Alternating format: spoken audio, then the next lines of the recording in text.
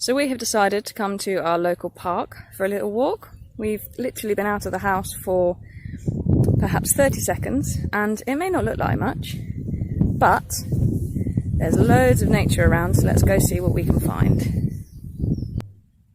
So what we can see here is some sort of insect on bindweed, creeping bindweed I think it is, and it just shows that all these wildflowers that we might take to be pests are actually really important for our pollinators.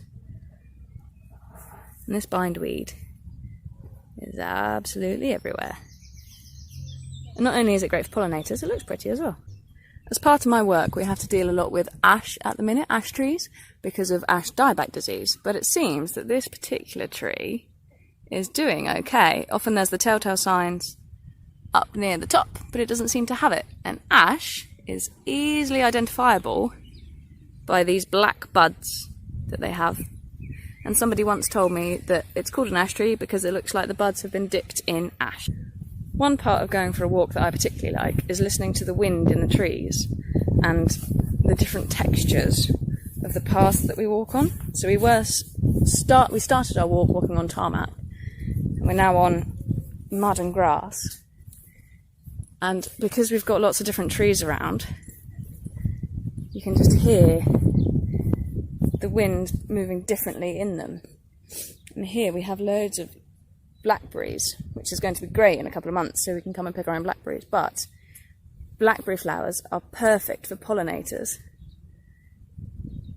And these ones are alive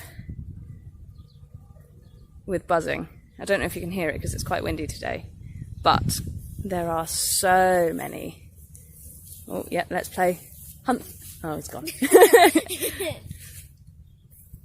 But it's just alive with bees, all different types of bees. I'm not an expert, but there are loads, and it's really nice to see.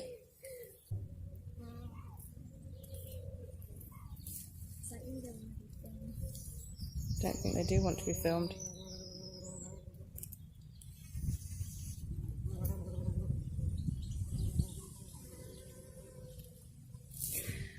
And bees and other pollinators are really important because a lot of our fruit, I'm not entirely sure on the statistic, but a lot of our food that we eat is actually pollinated by insects. So it's really important that we look after them.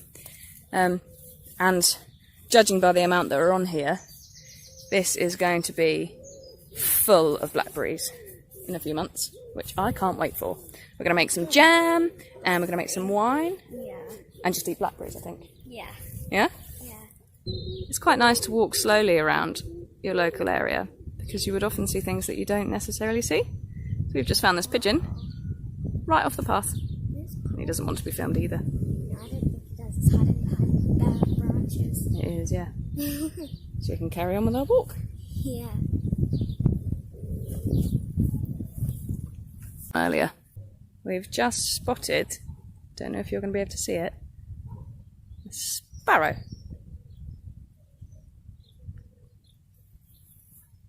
Don't know what he's after.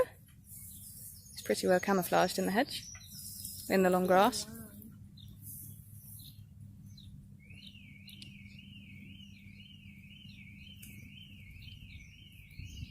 Probably after some of the insects that are on the fruit trees. As you can hear, we're very close to an urban area, so you really don't have to go far to find nature. And off he's gone.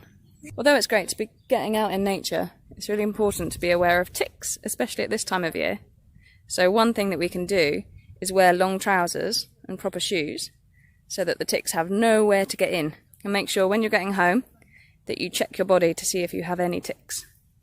They're quite easy to remove. You can get simple tick tweezers and just don't make sure you don't leave their head embedded in you. And over here, in said long grass, we have St. John's wort, which is a really good wildflower. A lot of people call it a weed. Weed's just something in the wrong place. There aren't actually any pollinators on it today, but it's a nice flower.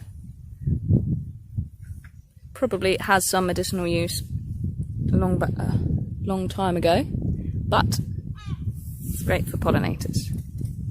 What we've got here is something called vetch. And they've got these climbing tendrils, and they're part of the pea family. And you can really see that when they start putting out their seed pods. And then they turn into these black ones as they ripen. They've got really, really delicate pink flowers, pink or purple flowers. This one here is just about ready to go.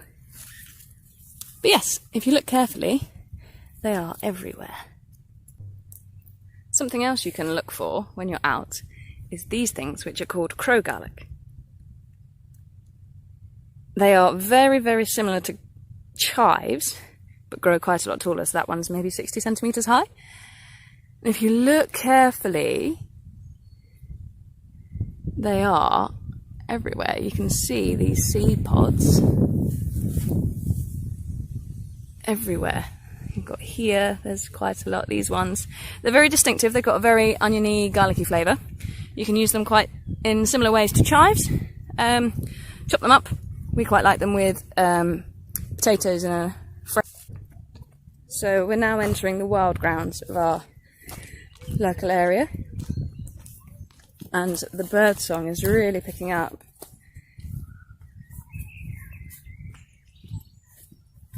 I stopped here the other day and just did a circle, so I'll do the same for you and see if we can hear the different birds. Okay.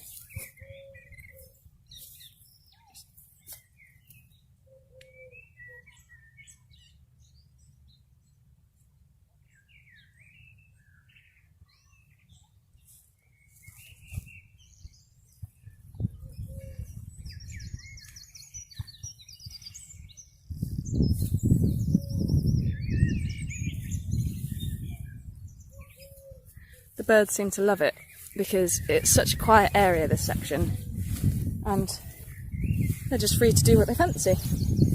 And you can tell with the noise that they make. It's just lovely.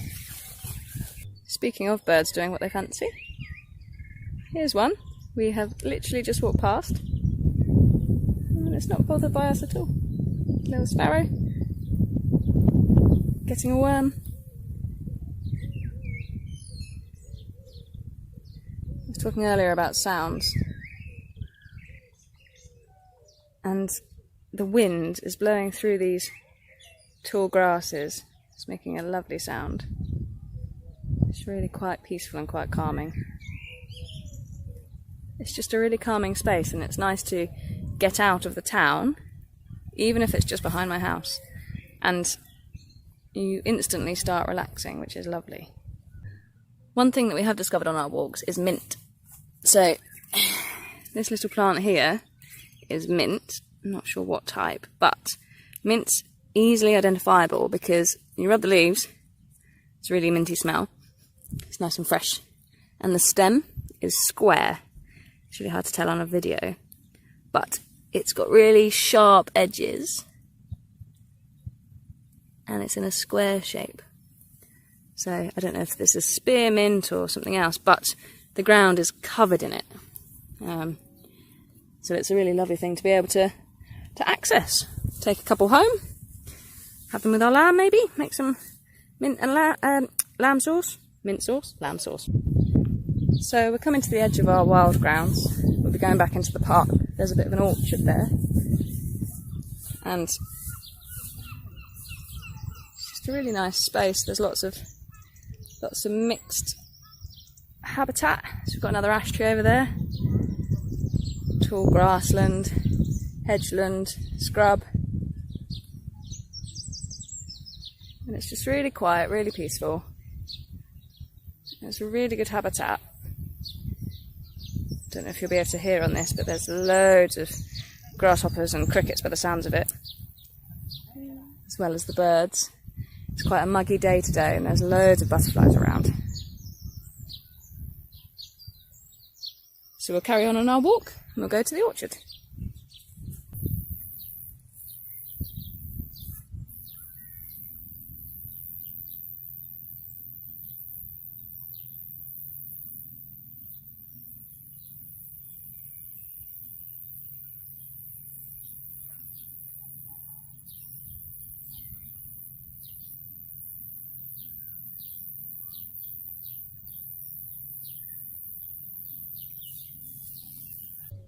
So this plant here is comfrey. It's really, really good for bees. The flowers are a little bit past it at the minute, but they're a pinky purple colour. They dangle down. And yeah, the bees love them. There's a couple on them at the minute. Camera shy apparently. But yeah, they're a great plant for pollinators. Really pretty. I think they've got a couple of herbal uses. When the flowers are really on show, they're lovely. But at the minute, they're on their way out. So this flower here is Meadow Cranesbill. They grow in clumps. They're quite easily identifiable. They've got five lobed petals, and the stem is quite hairy. You're not going to be able to see that on here.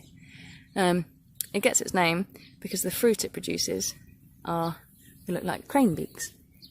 Yeah, they're very pretty. They're kind of a nice purple colour, popping up in the grassland. You can see them every now and then. They're very pretty. So this is part of our community orchard. Again, really nice habitat. It's got some good grassland underneath it, which has been alive with butterflies today. We had to take a bit of a detour because there's a few paths to it, but they had people in. Obviously at this moment in time we need to make sure that we're social distancing. We don't want to be touching any gates or anything like that. So make sure that your route is clear and you don't put yourself at risk. But this is our orchard. Anybody can use it. Apparently there's quite a few jam makers in the area.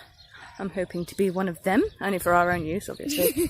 I'm not that good. But we can come and pick the fruits. It's mainly what fruit? Apple. Apple. There's lots and lots of apple. I mean, I guess one of the uses we could use it to make cider. We could try and make some cider, yep. But there's a couple of cherries, a couple of plums, lots of other things that we can give a go at. One thing that we have found a lot of are these absolutely giant puffball things. They're huge. So we've named them giant dandelions. If anybody knows what they are, please get in touch because they're very cool. They're really, really delicate. And I would love to know what they come from. If there's anything that you see while you're out and about that you want to know what it is, send it in and we'll do our best to identify it for you. So, we've seen quite a lot on our walk out today. What did we see today that we haven't before? We saw butterflies and lots of them. We've seen loads of butterflies today. Lots of birds. Yeah. Loads of birds. Loads of them. Hope you can see all that flitting around on the screen. We've seen loads of butterflies today, and obviously they flit around quite quickly, and it can be quite difficult to tell what they are. So we're going to go back and have a look what they might be. And you can do that, of course. You can take a picture of it, you can try and remember what it looks like. Some are obviously easier to remember than others. You can go home, and you can look it up. If you find a pure white butterfly, go home, type it into Google, see what it is, look in a book. Post us a picture, and we might be able to identify it from the picture. Let us know what you find. So today, there's a lot more butterflies, and I think that's because the temperature has definitely ramped up, and it's sunny today, so they're all out feeding and enjoying the sunshine. So at the minute, we're amongst the trees. It's a bit darker, it's cooler, damper. We have just stumbled across this fungus. I don't know what it is, but it's really interesting to see the different shapes that fungus take on. I'd recommend not touching it because we don't know what it is, but it's really cool to see what they are. So you often find them in cooler areas. Some are attached to trees. I haven't seen any actually in here. It is quite warm. But you'll find them attached to trees or on rotting stumps. They take on all shapes and sizes. They've got lots of interesting names. So there's black ones that look like burnt bits of charcoal called King Alfred's cakes. And there's some bright yellowy orange ones that are called Chicken of the Woods. So they've got some really funky names. So see if you can find some fungus while you're out and about and send us some pictures or see if you can identify them. Our park has got a huge range of habitats from these really, really tall trees to short grasslands to scrubland to parkland, really, all sitting in an urban area. And it provides a range of different habitats, which provides a range of different species that we can see on our walk, that we can hear, evidence of things that we can see. And it's really lovely to kind of walk around and find something new every time. So what's this called? Sticky weed. Sticky weed. Another name for it is cleavers. And as per its name, it's quite sticky. So that's good fun. I remember as a child running around and throwing this at each other so it sticks to your back, and then laughing when somebody would go into school and have it stuck to them. So yeah, cleavers or sticky weed gets everywhere, absolutely everywhere.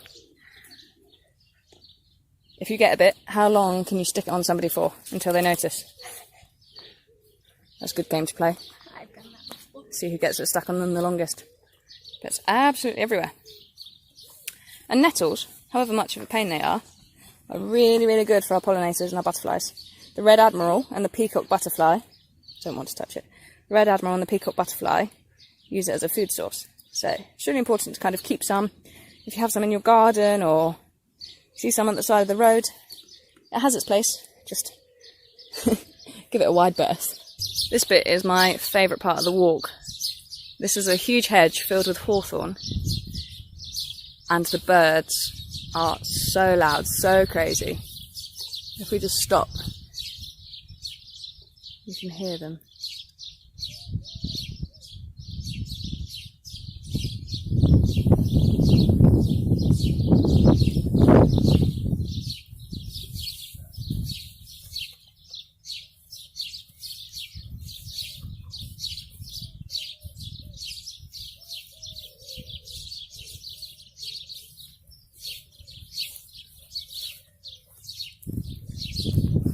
One plant that is really easy to identify is this purple one here.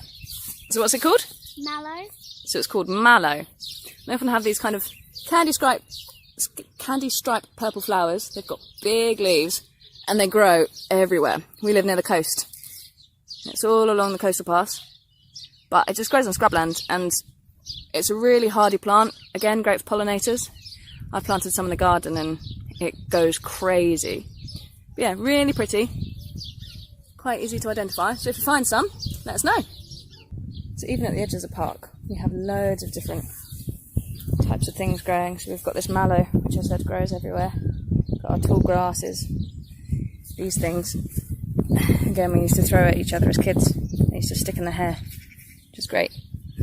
Great fun. And then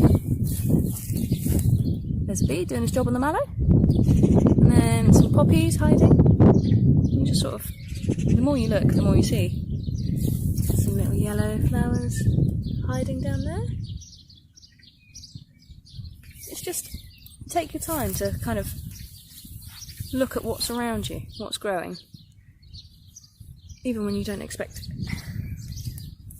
And of course, avoid places with gates. We don't want to be touching that. We want to be staying as safe as we can. Just going for a walk, and I think that's a blackbird and a fledgling who seems to be demanding food. Feed me, feed me. So the black one is a male blackbird, and that's a little fledgling saying, "Oh, I want some food."